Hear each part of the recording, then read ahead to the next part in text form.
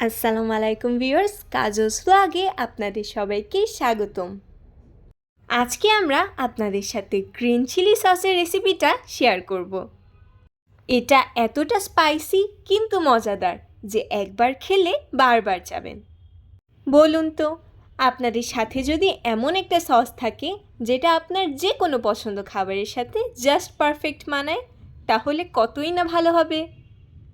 অবশ্যই প্রথমে লাগবে কাঁচামরিচ, আলু, ধনেপাতা, চিনি, লবণ, ধনিয়া, কাঁচা পাকা তেঁতুল, রসুন এবং সিরকা।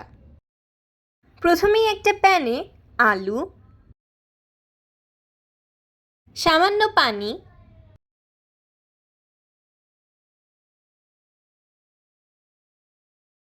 কাঁচা তেঁতুল কুচি, রসুন, পাকা তেঁতুল এবং কাঁচামরিচ আমরা কেটে নিয়েছি, ধনিয়া, লবণ এবং চিনি, সিরকা দিয়ে সব কিছু ভালো মতো জাল করতে হবে।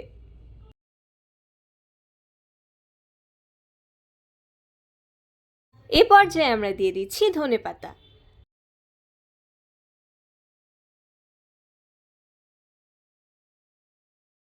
পানি শুকিয়ে গেলে সব কিছু একটি ব্লেন্ডারে নিয়ে সামান্য সিরকা দিয়ে ব্লেন্ড করে নিতে হবে।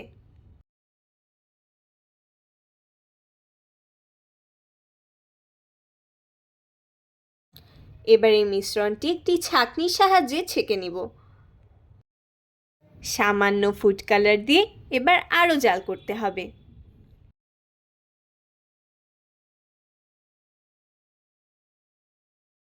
এভাবে ফুটে ফুটে উঠবে। একটি বাটিতে নিয়ে কাত করে যখন দেখবেন গড়িয়ে পড়ে যাচ্ছে না, তখন বুঝে যাবেন যে আমাদের গ্রিন চিলি সস তৈরি।